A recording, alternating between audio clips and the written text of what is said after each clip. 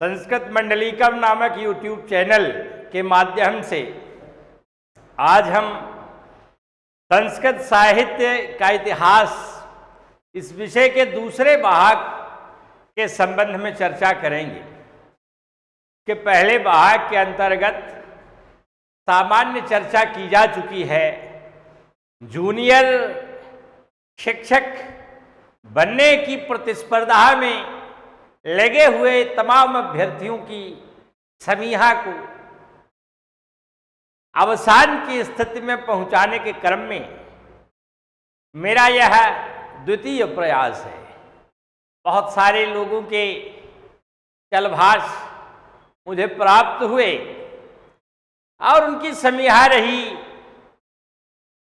कि जूनियर पर भी कुछ मैटर, कुछ परीक्षोपयोगी बिंदु प्रकाशित किए जाएं। अतएव जिज्ञासा के प्रशमनार्थ मैंने पहले भाग के अंतर्गत संस्कृत साहित्य के इतिहास को लेकर के महर्षि वाल्मीकि, महर्षि व्यास, भास, कालिदास, शूद्रक और विशाखदत्त जैसे 6 महाकवियों को लिया और उनकी रचना धार्मिकता से केवल उतना ही परिचय प्राप्त कराते हुए कि इनका अनावश्यक विस्तार न होने पावे और आवश्यक बिंदु भी न छूटने पावे। खैर, प्रथम भाग में उनका परिज्ञान हो चुका। अब आइए हम लोग इसके दूसरे भाग के अंतर्गत अवशिष्ट कवियों को जो सानुक्रम है उनका दर्शन करें। तो ये परीक्षोपयोगी हैं, इसलिए अब हम आगे चलते हैं, क्योंकि प्रथम शताब्दी तक के प्रायः कवि उस समय परिगणित थे। यद्यपि मुद्रा राक्षस जो एक राजनीति शास्त्र की दृष्टि से भी अत्यंत महत्वपूर्ण नाट्य ग्रंथ है, वह उससे भी परवर्ती काल का है, किंतु 6ठी 7वीं शताब्दी से लेकर के आगे फिर जो धारा गतिमान हुई, बीच में अवरोध पूर्वक भी बनी रही, परंतु यहाँ से जो धारा आगे बढ़ी वहाँ से हम लोग पुनः इनका अध्ययन कर लेते हैं, ताकि परीक्षोपयोगी बिंदुओं का निर्भ्रांत रूप में हम अध्ययन कर सकें। तो आइए पहले बोर्ड पर लिपिबद्ध कर लेते हैं, तदनंतर उन पर अध्ययन करने का यत्न करते हैं।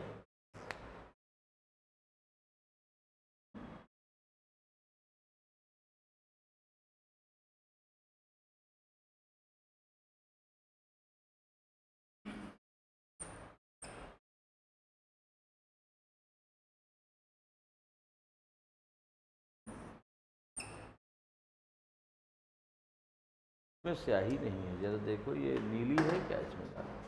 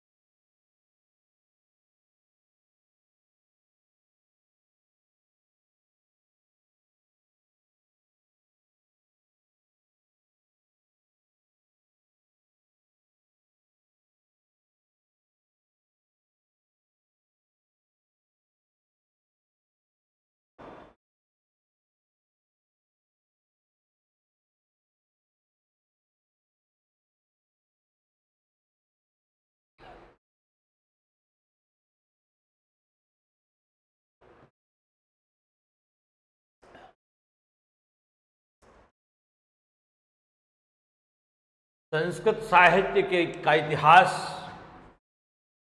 इसके द्वितीय भाग के अंतर्गत हमने 8 कवियों को लिया है और इन 8 कवियों की क्या कुछ विशेषताएं हैं उनको यहाँ लिपिबद्ध किया गया है। महाकवि भारव की सामान्य विशेषताएं आगे परीक्षोपयोगी दृष्टि से रेखांकित हैं। महाकवि के रूप में विख्यात, आतपत्र की उपाधि से युक्त इन्होंने एक श्लोक लिखा है, उत्फुल्ल स्थल नलिनी पत्राद मुस्माद धूतः सरसिज संभव परागा वात्याभिर वियति विवर्तितः समन्तादा धत्ते कनक मयात पत्र लक्ष्मी, जिसमें आतपत्र माने छाते से उन्होंने उपमान प्रस्तुत किया है। अतएव समीक्षकों ने इन्हें आतपत्र की उपाधि से विभूषित कर दिया। आतप माने गर्मी, त्रयी माने रक्षा करना, आतपात त्रायते आतपत्रम, जो हमें गर्मी से बचावे वह आतपत्र है। तो आतपत्र का अर्थ छाता है। ज़्यादातर विशिष्ट गर्मी में लोग छाता लिए रहते हैं। आजकल तो विभिन्न रंगों का आने लगा है, तो इसलिए लेकर के चलते हैं, चलती हैं, तो इसलिए गर्मी से उनकी रक्षा हो जाती है। तो इस तरह से गुलाब के परागों का आकाश में गमन होना और आगे जाकर फैल जाना, ऐसा निर्माण, ऐसी आकृति जैसे छाता, तो इसलिए समीक्षकों ने इन्हें आतपत्र कहा। किरातार्जुनीयम नाम का महाकाव्य लिखा इन्होंने, जिसमें कुल 17 सर्ग हैं और ये एक महाकाव्य है। इसमें मुख्य रूप से किरात वेशधारी भगवान शंकर और अर्जुन का युद्ध है। परीक्षा के लिए शंकर ने अर्जुन से शूकर के मृत्यु संबंधी संघर्ष किया और उसके फल के रूप में पाशुपत नाम का अस्त्र इन्हें प्रदान किया। तो ये किरातश्च अर्जुनश्चित किरातार्जुनम तावधिकृत कृतम काव्यमित किरातार्जुनीयम, ये कुल 18 सर्गों का ये एक महाकाव्य है। 17 सर्गों और 19 सर्गों का महाकाव्य इसके पहले कुमार संभवम और रघुवंशम, जो क्रमशः महाकवि कालिदास के महाकाव्य हैं, आ चुके हैं। तो ये ध्यान रखिएगा, ये किरातार्जुनीयम 18 सर्गों का बृहत्त्रयी का ये पहला प्रस्फुरण है। एक सवाल वेरी वेरी इंपॉर्टेंट, माने 3 महाकाव्य हैं, किरातार्जुनीयम, शिशुपाल वधम और नैषधीय चरितम। इनमें क्रमशः 2-2 सर्गों का अंतर है, 18, 20, 22। 18 का किरातार्जुनीयम, 20 का शिशुपाल वधम और 22 का नैषधीय चरितम। तो ये दोनों भी इसी में आ रहे हैं आगे। दूसरे हैं महाकवि दंडी। दंडी गद्यकार के रूप में विश्रुत हैं, इनकी रचनाएं कई हैं। खास 10 कुमार चरितम, अवंति सुंदरी कथा, काव्यादर्श इनका काव्य शास्त्रीय ग्रंथ है। ये तीनों ही वेरी वेरी इंपॉर्टेंट 10 कुमार चरितम की बड़ी प्रतिष्ठा है। इसी तरह महाकवि सुबंधु, दंडी, सुबंधु और बाणभट्ट, ये तीनों ही गद्यकार हैं। सुबंधु ने वासव दत्ता नामनी कृति को रचा है और इनकी वहाँ पर गौड़ी रीति का प्रयोग है। ये गौड़ी रीति बहुत सुंदर ढंग से विन्यस्त किए हुए हैं। तीसरे नंबर पर महाकवि बाणभट्ट हैं, जो संसार में गद्य रचना के लिए बड़े प्रसिद्ध हैं। वश्यवाणी नाम की उपाधि इन्हें प्राप्त हुई है, जिसकी वाणी वश में रहती है, जब जो चाहें कह लें। तमाम सारे समीक्षकों ने इनकी भूरि भूरि प्रशंसा की है। बेबर ने इनके गद्य को एक घना भारतीय जंगल कहा है, जिसमें घुसने के लिए पहले छोटी छोटी झाड़ियों का काट डालना आवश्यक है, अन्यथा न काटा तो किसी तरह घुस गए, लेकिन निकलना कठिन हो जाता है, क्योंकि शब्द जाल के रूप में वहाँ पर भयंकर हिंसक जानवर रहते हैं, जो ताड़ में रहते हैं कि कोई व्यक्ति फंस जाए जंगल में और हमारा वहाँ भोजन बने। तो इस तरह तमाम बातें इनके संबंध में कही गई हैं। बाणोच्छिष्टम जगत सर्वम, यह सारा संसार बाण का जूठा है, माने शब्द ही नहीं बचा कि अन्य लोग भी उस पर उसका प्रयोग कर सकें। सारे उपमान, सारे शब्दों का प्रयोग, सभी प्रकार की व्यंजनाएं, ऐसा लगता है कि बाण भक्त ने प्रयुक्त कर दी हैं। इनकी 2 रचनाएं हर्षचरितम और कादंबरी, ये प्रसिद्ध है हर्षचरितम, आख्यायिका ग्रंथ है। इतिहास परक गद्य रचना को आख्यायिका कहते हैं और कल्पना परक गद्य रचना को कथा कहते हैं। तो कादंबरी इनकी कथा है जिसमें 3-3 जन्मों की विलक्षण प्रेम कथा है। संसार में ऐसी प्रेम कथा अन्यत्र काव्य के रूप में परिलक्षित नहीं होती, इतनी सुंदर है। यहाँ कादंबरी को नायिका बनाया गया है और चंद्रापीठ को नायक बनाया गया है। यद्यपि 2 समानांतर प्रेमी प्रेमिकाओं की कथा है, एक ओर महाश्वेता और पुंडरीक प्रेमी युगल हैं और दूसरी ओर कादंबरी और चंद्रापीठ हैं। तो बड़ी सुंदर कथा है। महाकवि माघ को घंटा की उपाधि प्रदान की गई। इन्होंने एक श्लोक लिखा, विततोर्ध्वरस मिरज्जा बहिमरुचो हिमधाम यात चास्तम वहति गिरिरयम विलंबे घंटा द्वय परिवारित वारणेन्द्र लीलाम। तो वहां उन्होंने घंटा का उपमान प्रस्तुत किया, कहा जैसे विशाल गजराज हो और उसके गले में 2 घंटे लटक रही हों, एक घंटा सूर्य है, दूसरा घंटा चंद्रमा है। तो इस तरह से इन्होंने घंटे से सूर्य और चंद्र का उपमान प्रस्तुत किया है। तो लोगों को ये उपमान बड़ा पसंद आया, जिसके कारण इनका नाम घंटा माघ पड़ गया। और शिशुपाल वध नाम का 20 सर्गों वाला एक महाकाव्य इन्होंने लिखा है, जिसमें विभिन्न प्रकार के क्रियापदों का और संज्ञा रूपों का प्रयोग हुआ है। हर एक स्थान पर नए नए शब्द आते जा रहे हैं, इस तरह का प्रयोग हुआ है। यह अत्यंत विलक्षण है। कहा जिंदगी नहीं बीतती, क्या पढ़ें क्या करें, कुछ करने को नहीं है। समीक्षकों ने कहा कि भाई 2 ग्रंथ ले लीजिए, आपका जीवन इतनी जल्दी बीतेगा कि कुछ पता ही नहीं चलेगा। कहा है कि मेघे माघे गतम बया, मेघदूत ले लीजिए कालिदास का, इतनी व्यंजनाएं हैं कि आप व्यंजनाओं का अर्थ अन्यार्थ का प्रकाशन करते ही आपका समय गुजर जाएगा। और माघ का शिशुपाल वध ले लीजिए तो फिर सारी अवस्था ही बीत जाएगी, तीसरे की नौबत ही नहीं आएगी। मेघे माघे गतम बया तावत भारवेर भाति यावन माघ सिनोदय उदिते च पुनर्माघे क्व माघ है कुछ भारवी।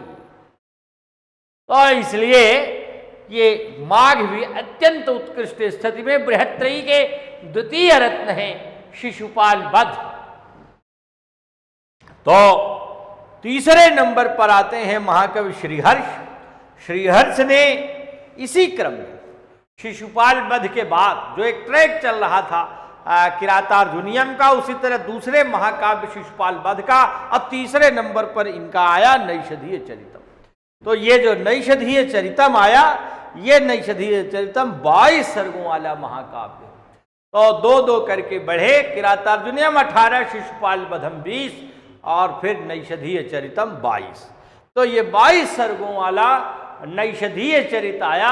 निषधापुरी से संदर्भित इसमें वर्णन है। महाराज नल और दमयंती दोनों को नायक और नायिका के रूप में चित्रित कृत करके 22 सर्गों में महाकवि ने बड़ा सुंदर विन्यास किया है। मदेक पुत्रा जननी जरातुरा नव प्रसूतिर वरटा तपस्विनी गतिस्तयोर एक जनस्त मर्दयन नहो विधेत्वाम करुणा ऋणधिनो। बड़ा सुंदर श्लोक। तो पग पग पर बड़े सुंदर श्लोकों का विन्यास इन्होंने किया है। ये महाकवि श्रीहर्ष हैं। इसी तरह महाकवि हर्ष हैं।